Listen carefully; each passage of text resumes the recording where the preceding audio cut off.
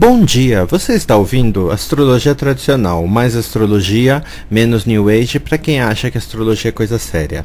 Meu nome é Yuzuru Izawa e hoje eu vou estar entrevistando Giancarlo Schmidt, ótimo tarólogo.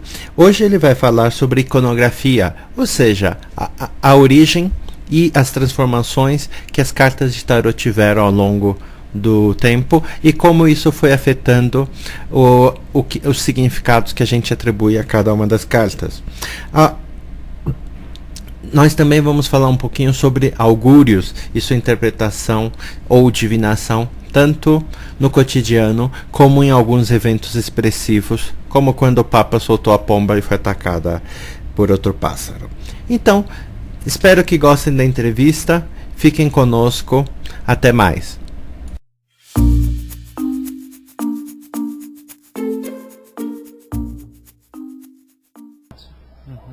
Se você tem uma iconografia mais nova, por exemplo, do Rider-Waite, uma iconografia tradicional, então você sempre procura mais a anterior ao século XVIII? Rapaz, eu sou da seguinte opinião. Quem estuda tarô deve começar pelo clássico, tá? Eu acho que para conhecer os clássicos, assim, pegar um baralho como o próprio Marseille, você pegar um baralho como o Visconde Sforza, o próprio tarô de Charles VI, Carlos VI, que a gente chama de tarô da Renascença, entendeu? Você tem ali a origem do pensamento simbólico. E a gente tem que pensar não como homem do século XXI, a gente tem que pensar como homem do século XIV. Que aí é como eles enxergavam a coisa. Né? Por exemplo, morte para um homem do século XIV era peste. Certo? Para o homem do século XXI é transição, é transformação. Mas naquela época era o símbolo da peste. Tá? Então, você tem uma visão diferente. Você pega uma figura que fala de peste, uma figura que fala de transitoriedade, você tem uma disparidade na interpretação. Aí você vai interpretar o quê? A partir dos valores simbólicos cunhados pelos ocultistas. E aí são as derivações que vêm das obras de Eteila e posteriores, né? Que seguiram o caminho de Eteila, né? Porque Eteila foi o primeiro que realmente organizou a parte literária ocultista sobre tarô. Antes disso era tudo muito solto. Não tinha assim... a cartomancia, por exemplo, é muito mais antiga em suas interpretações divinatórias que o próprio tarô. Né?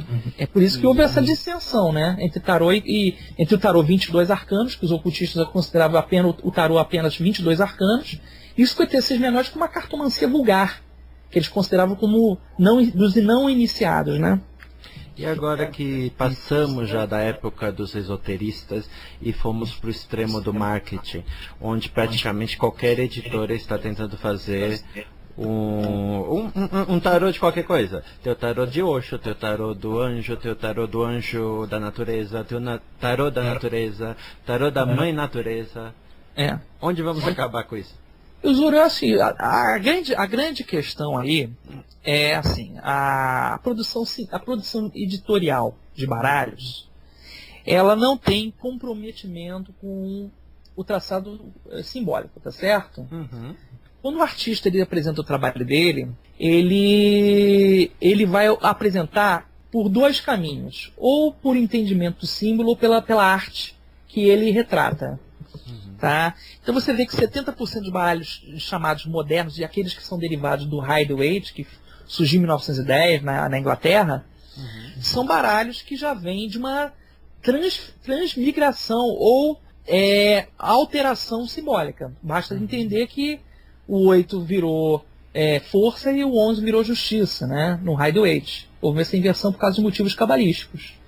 Então hoje você tem uma grande quantidade de artistas que pegam, por exemplo, o baralho, que é a derivação do Rider-Waite, ou o próprio Rider-Waite, e pegam, constroem ali as suas imagens baseadas naquela simbologia que eles enxergam. Não existe o trato, não existe o conhecimento, não existe o cuidado, não existe a visão crítica para saber que símbolo aquele que ele está realmente retratando. Hoje são poucos. Eu posso te dizer que Robert Place, por exemplo, é um dos grandes tanto tarólogos como desenhistas de tarô, simbologistas. Eu considero um grande e importante pesquisador da área. Giordano Berti, nós temos o Ciro Marchetti, que faz tarô surrealista, mas ele conhece de simbologia, com certeza. Ele tem um cuidado de saber que, eu estou botando aqui uma corzinha nesse canto aqui, quer dizer tal coisa, e a maioria dos artistas não tem esse cuidado, né? Então, existe uma comercialização. Eu sou o primeiro a confessar que eu já tenho um monte de baralho em casa e que a maioria eu comprei para achar bonito. Pois é, mas aí que está a estética, né? Nós vivemos numa sociedade que os valores estéticos superam a essência, né?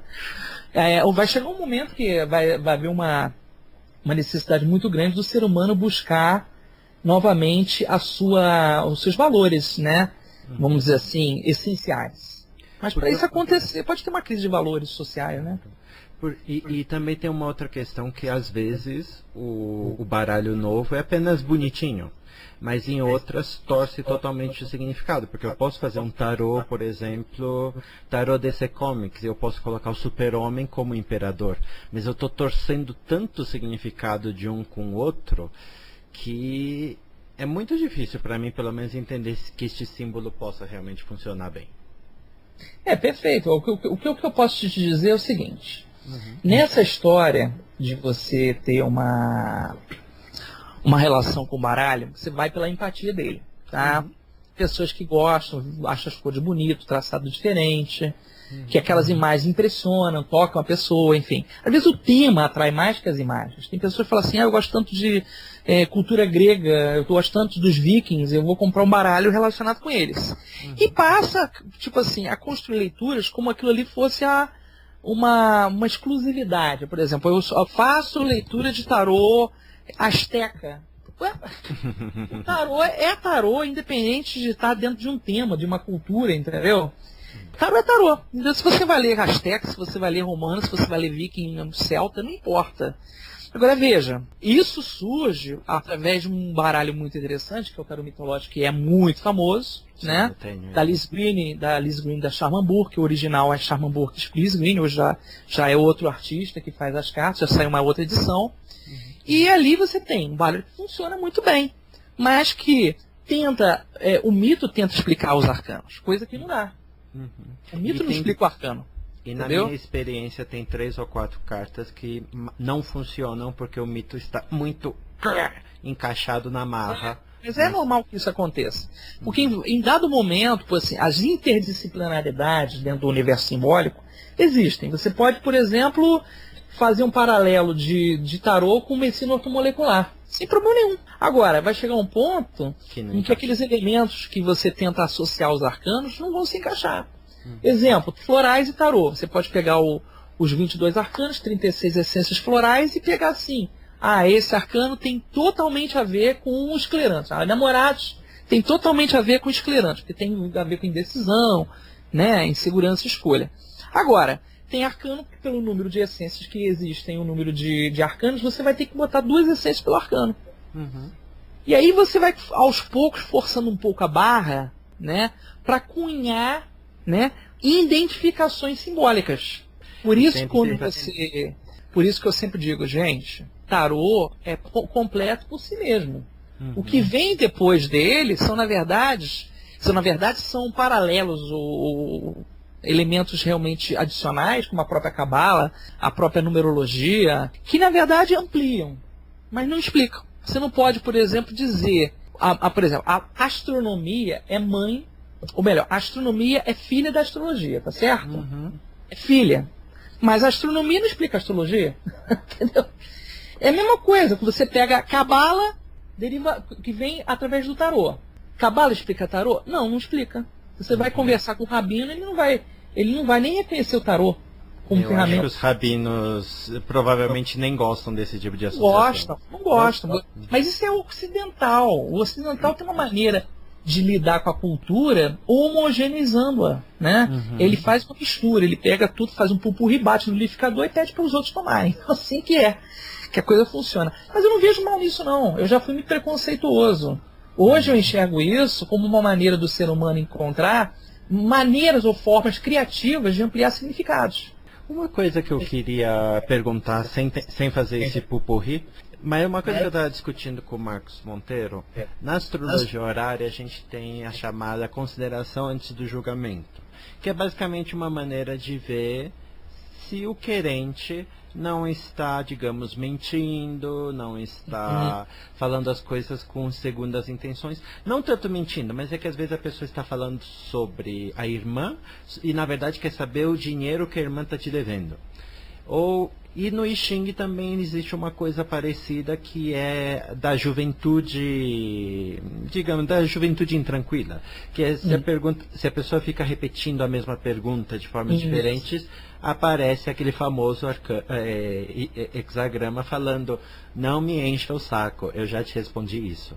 Existe algum equivalente no tarô para dizer que a pergunta é imadura?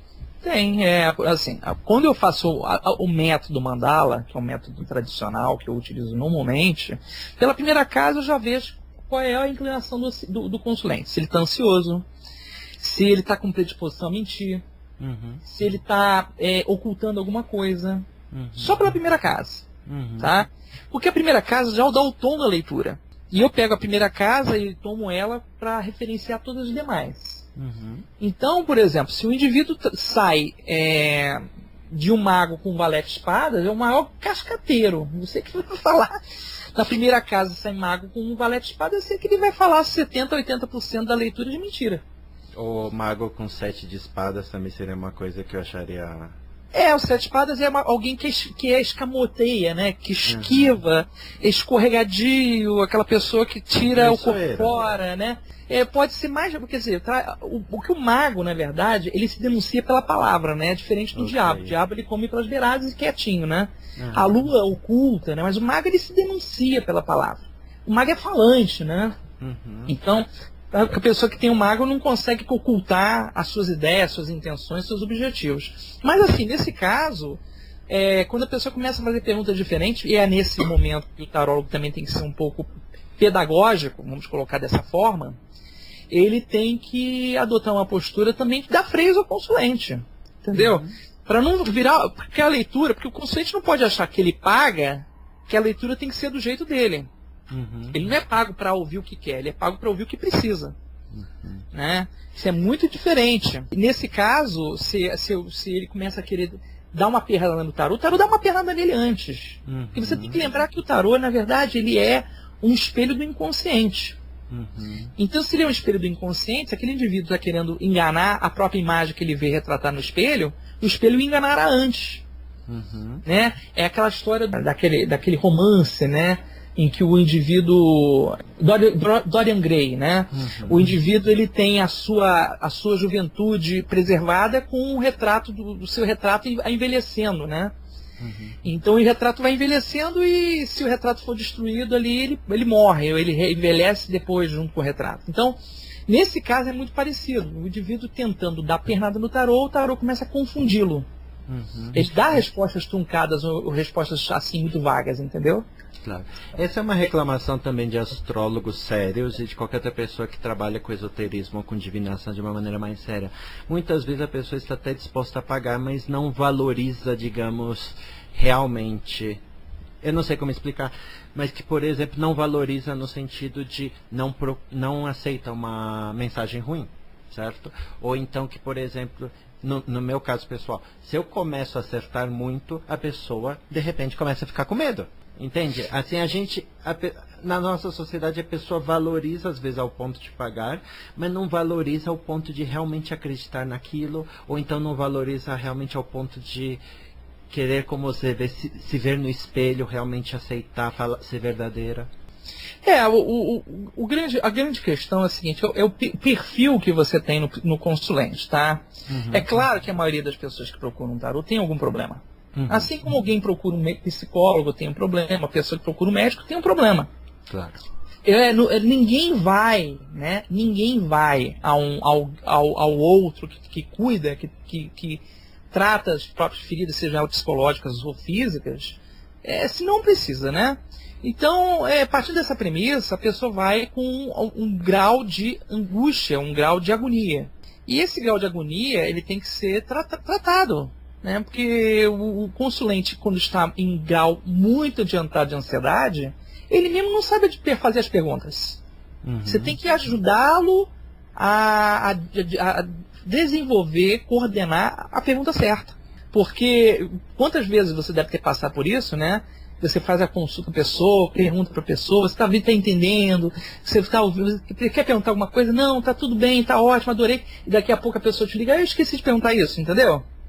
Por isso que muitas vezes... isso é 90% do que ela queria realmente saber. Exatamente. Então, eu sempre falo, olha, você está numa situação tensa, você está numa situação muito ansiosa, está realmente, né? De repente, procura fazer umas perguntas, pensa nas perguntas, mas escreve. Faz uma relação dessas perguntas por escrito, né? Analisa, né? Porque na hora que a gente vai fazer essa composição na leitura, a gente vai compreendendo, né? Qual é a melhor maneira da pessoa responder ou perguntar. Isso é muito importante, eu costumo fazer diferente, né? Eu, quando abro o mandala, eu não permito que a pessoa pergunte. O próprio mandala vai revelar o que a pessoa precisa. No final, a pessoa, porventura quer algum detalhe a mais, ela tem a liberdade de utilizar o próprio mandala ou outro método. Mas eu procuro evitar, tá? Eu procuro evitar, de fato, esse tipo de relação, né? Esse tipo de relação que pode ser uma relação, digamos assim, comprometedora, né? Porque é muito fácil do consulente te culpar quando o trabalho não funciona, né? Ou culpar o tarô, né? Nunca ele está errado. Então, dá alguma coisa errada? Você fez a tua parte? Não, mas isso aí não importa, né? O importante é que o tarô cumpra com o combinado. Então, assim, o tarô não funciona. As pessoas têm que lembrar que o tarô é um instrumento, né? Ele não vai sair sozinho da gaveta, sair se auto-interpretando, né? E nem vai fazer milagres por alguém. O tarô, na verdade, ele faz uma revelação dos pontos cegos para o consulente. Aquilo que o consulente não enxerga e, na verdade, instintivamente ele já sabe. Né? Só voltando um pouquinho, desculpe, que é uma curiosidade minha. É que a gente estava falando da questão de vários tipos de clientes, etc.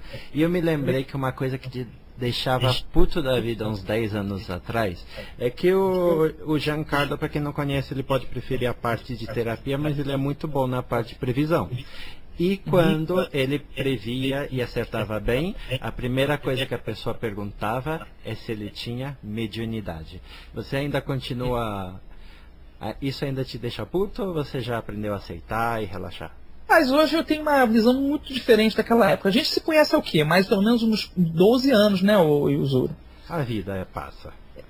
Mas a gente conhece mais ou menos a gente se conhece desde, se não me engano, desde as listas de internet, não é isso? Não, acho que desde Orkut. Do Orkut, tá. Eu achei que era lista na internet, mas vamos colocar aí 2004, 2003, por aí. Então, eu acho assim, as pessoas, elas não... Como é difícil você lidar com abstrato, e tentar explicar o abstrato é muito difícil, né? É a mesma coisa que chegasse assim para a pessoa e falasse assim, explica o que é o amor. A pessoa vai usar suas palavras. Mas a dimensão desse sentimento que a pessoa vive nunca vai ser alcançada por palavras, entendeu? É a mesma coisa quando você lida com um instrumento simbólico. É muito difícil você usar explicações que sejam muito plausíveis, né? São muito técnicas, para uma coisa que trabalha num nível muito sutil. Né? Então, eu acho que hoje eu entendo assim, a intuição opera, todos que trabalham com um símbolo treinam, né, lapidam esse canal intuitivo, passam a ter realmente uma dinâmica mais acurada na percepção de mundo, passam a interpretar sinais, né? Eu não sei se você tem essas neuras às vezes, tipo somar placa de carro, somar casa, aí você de repente está vendo uma situação, você lembra do mapa que aconteceu uma configuração astrológica tal, associou aquele evento. Quer dizer, a gente acaba criando uma relação e hábito, né, diferenciado dos demais. A gente passa a ler nas entrelinhas, né? Mediunidade, como a sua interpretação da pomba lá do Papa? Isso. Porque assim, é um evento que é comum? Não é evento comum. É evento com um personagem muito importante da humanidade, mesmo que eu não seja católico apostólico romano, mas é um personagem que tem um peso muito grande para uma coletividade, certo? Que solta, junto com uma menina, solta uma pomba. Essa pomba do nada é atacada por um corvo e é atacada por uma gaivota. Peraí, opa! Isso não precisa de interpretação. Pergunta para qualquer avó e ela vai dizer que é um mau agouro. é um mau augúrio, entendeu? Assim, então, esse tipo de coisa, esse tipo de augúrio, né? Tem um agouro, né? Que é positivo e negativo, e tem um augúrio, que é, na verdade, a leitura simbólica do divina, né? E isso aí, rapaz, logo que eu bati o olho, falei, tem coisa aí. É que nem aquela história do sonho do faraó, que o José foi interpretar, de 7 vacas gordas, 7 espigas de milho cheias, e depois, na vez seguinte, ele sonhou que tinha 7 vacas magras, 7 espigas de milho secas, e o que o José falou, meu amigo, você vai ter 7 anos de abundância, 7 anos de escassez. Se eu fosse você, guardava uns grãos aí, estocava, que o teu povo vai passar fome. Né? Então, a simbologia está aí para a gente poder interpretar. Né? Não tem aquela história de você, tipo, tem gente que fala assim, eu estou sentindo uma dor na perna, eu acho que vai chover. Sente uma dor no corpo, né? Tem gente que fala assim, eu sonhei com um sapato, eu acho que alguém vai falecer, né? Eu sonhei com o dente caindo, né? Eu vi uma serpente. Eu gosto muito, sabe de quê? Tô andando na rua, carta que aparece jogada no chão, baralho, do nada. Aí eu vejo aquelas cartas que estão viradas para mim e começo a interpretar. Isso é excesso de trabalho, já. Não sei, é símbolo. Isso aí, a pessoa que começa a ter relação com símbolo, ela passa a interpretar, ela passa a enxergar coisas no sutil. Porque não é uma coisa que acontece todo dia. Não é todo dia que tem carta no chão. Não é todo dia que uma pomba é atacada por um corvo, entendeu? Ou que de repente aparece um cometa em determinado ponto do universo, entendeu? Sinalizando alguma coisa. Um eclipse, por exemplo, para as antigas culturas era importantíssimo. Porque ele era um evento que não acontecia toda hora. Então é a mesma coisa, o mesmo peso simbólico, né?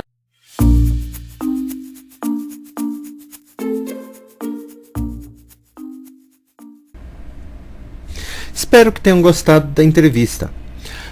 Na semana que vem, eu e o Giancarlo vamos falar sobre jogar tarô para si mesmo, se você deve ou não, como a pessoa deve interpretar tiradas ruins ou quando o destino não parece que está tão favorável a você, e como fazer para aprender tarô, quais são os livros e cursos que Giancarlo recomenda. Então espero que tenham gostado. Caso tenham gostado, coloque seu comentário, dê sua opinião, sugira outras pessoas que você gostaria de ver entrevistadas. Então eu espero vocês na próxima semana. Até lá!